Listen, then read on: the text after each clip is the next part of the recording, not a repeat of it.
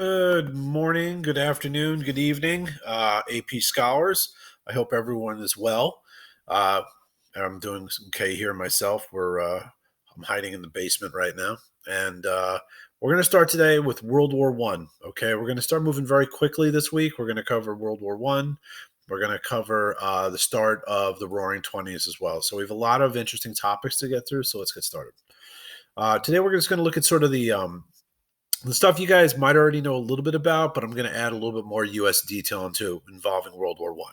And by the end of this, you need to be able to identify key events leading up to the war. All right. So, 1914. This is the famous assassination of the Archduke Franz Ferdinand. So you're going to have this guy, Gavrilo Princip. He's going to end up shooting uh, the heir to the Austro-Hungarian throne and his wife, and then he's going to rot in a prison and die of tuberculosis. Okay. Uh, Problem is, we're going to have war break out throughout Europe because of this assassination, and that is the official start of World War One. Moving on, you guys remember some of this stuff, right? Militarism, alliances, imperialism, nationalism. So, militarism is the buildup of military, putting money into, the army, the navy, etc. Alliances are the connections that the different countries have with one another to support one another. Imperialism is taking over other countries. And if you remember, that was, the Berlin Conference and all the other things that they were doing to grab land. And nationalism, which is extreme pride in your nation. All these four things play a role in the build up to what's called the powder keg in the Balkans. Where were those places located? So you have Germany, Austria, Hungary, and Italy. They're going to make up the Central Powers. Then you're going to have Russia, France, and Britain making up the Allies. So this is just a sort of a rundown of what was the U.S. doing from 1914 till then they get involved later on in the war. They're making money, and the blood money. So how do you get blood money?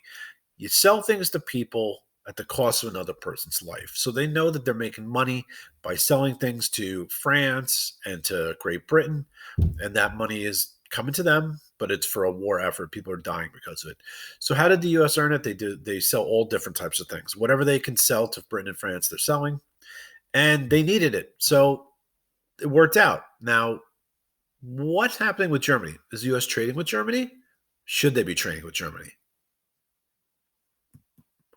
Well, they can't. Even if they wanted to, it's going to be really hard because the British put up a naval blockade, as you can see right here.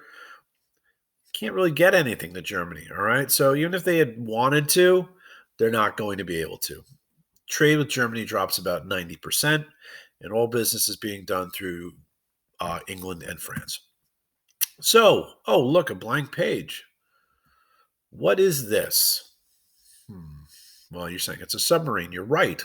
Back then, it was called a U-boat for underwater or undersea boat, and the Germans made use of this. They would shoot torpedoes. They would sink ships. It was a lethal weapon in World War One. It was very, very dangerous. So, wouldn't you think that it would make sense to just sink military vessels? Well, they weren't doing that. All right. There's going to be a famous ship called the Lusitania, and it is a passenger ship, but it was carrying some munitions. About 1,200 people die when a German U-boat sinks this ship, and 128 Americans are on board, and that's in 1915. So the Americans get very upset. Obviously, that's not going to sit well with the president, Woodrow Wilson. Now, this happens again, all right? And this time, they're like, listen, you guys have got to stop this. You can't keep sinking ships that have innocent people on it, and you shouldn't be blowing up merchant ships. They're not officially military, right? So they come up with this thing called the Sussex Pledge. And the deal was the U.S. would break diplomatic ties with Germany if they did not stop attacking merchant ships. What does that mean? If you break diplomatic relations, you're basically declaring war. Like you're like, we are enemies now.